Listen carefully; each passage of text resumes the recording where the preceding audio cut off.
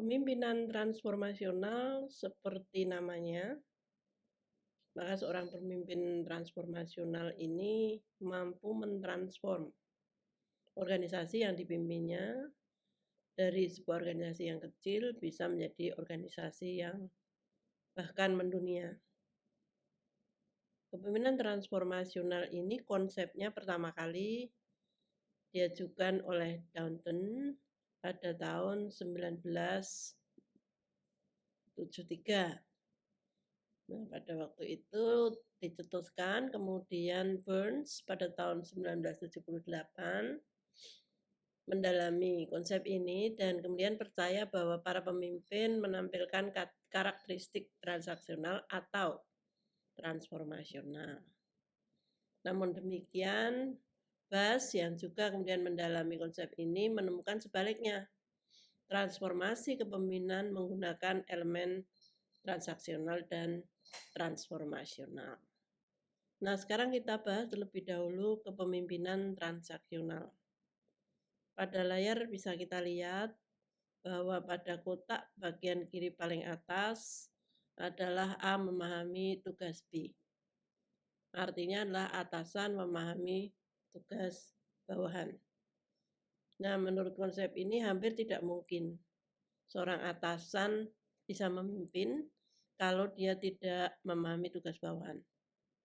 Sedangkan sering kita jumpai di sekitar kita di dunia kerja, ada atasan-atasan yang ditempatkan dalam posisi memimpin suatu departemen atau suatu unit di mana dia tidak menguasai sama sekali pekerjaan yang ada di bawahnya atau menguasai tapi hanya sedikit. Nah, ini sebenarnya hampir tidak mungkin bisa memimpin dengan baik kalau dia tidak menguasai pekerjaan yang ada di bawahnya. Nah, kemudian kita lihat kotak kedua dari atas, yaitu bahwa atasan mampu menjelaskan kepada bawahan tugas tersebut. Nah, di sini mengandung kemampuan berkomunikasi ya. Jadi seorang atasan yang baik itu mampu berkomunikasi dengan bawahan sehingga bawahan kemudian mengerti tugas yang harus dia laksanakan. Berikutnya kotak yang ketiga dari atas adalah bawahan mengerti tugasnya dan yakin dapat melakukan tugas itu. Nah, dalam hal ini ada kata kunci yakin. Artinya apa? Seorang atasan yang baik itu mampu membuat bawahannya itu percaya diri.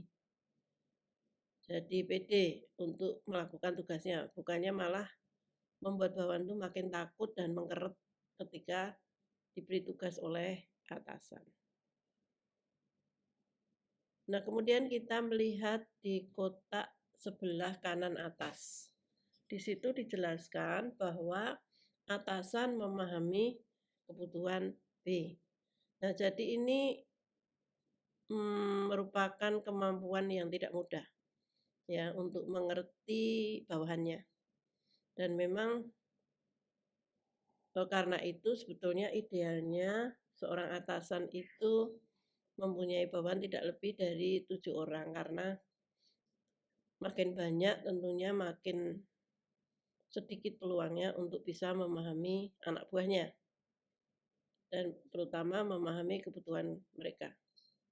Kemudian kotak berikutnya adalah atasan mampu membuat bawahan mengerti bahwa jika bawahan melaksanakan tugasnya, kebutuhannya akan terpenuhi. Nah, ini juga skill yang tidak mudah. Artinya dia bisa menyampaikan kepada bawahannya secara tidak to the point gitu ya. To the point itu kan, ini kalau nanti kamu kerjakan ini, kamu dapat ini gitu. Itu ya kadang-kadang bisa menyinggung perasaan juga ya.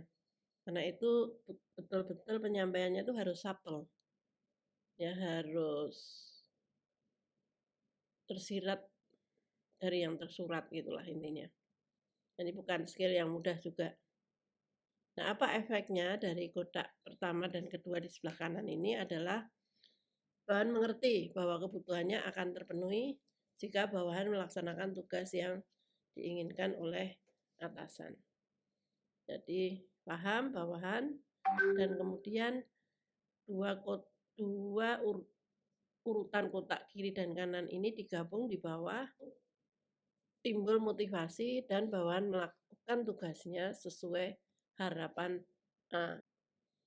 Nah, kotak sebesar satu slide penuh tadi memenuhi layar terkait penjelasan tentang kepemimpinan transaksional ini apabila dimasukkan ke dalam kotak yang menjelaskan slide yang menjelaskan kepemimpinan transformasional bisa Anda lihat dalam layar.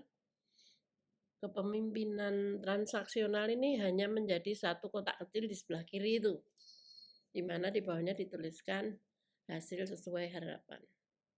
Nah, kemudian apa sebenarnya transformasionalnya itu? Apa yang membuat organisasi itu bertransformasi?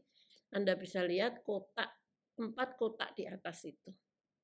4 kotak itulah yang menentukan, yang membuat kemudian organisasi itu mengalami transformasi. Dengan adanya 4 kotak ini, maka panah ke kanan dari transaksional ini adalah motivasi menjadi meningkat. Nah, ketika motivasi meningkat ini kemudian menghasilkan kinerja yang melebihi harapan. Di dalam buku terkait transaksional leader, istilah yang digunakan adalah performance beyond expectation. Dan memang kepemimpinan transformasional ini intinya adalah mampu membuat organisasi mengalami loncatan. Ya, jadi kalau dulu misalnya sesama pebisnis yang menjual membuka toko gitu ya di sebuah mall, sama-sama punya toko kecil-kecil, tapi salah satu toko yang dipimpin oleh pemimpin yang transformasional ini akhirnya menjadi besar, punya cabang di mana-mana, bahkan di luar negeri. Nah, ini sementara toko-toko yang lain ya tetap laris, ya tetap untung, tetapi ya hanya ada di satu mall itu. Sedangkan yang satu ini bisa sampai mendunia. Itu sebetulnya inti dari kepemimpinan transformasional. Dan kepemimpinan transformasional ini tidak mudah ya. Nanti kita lihat satu persatu keempat kotak di atas itu apa saja.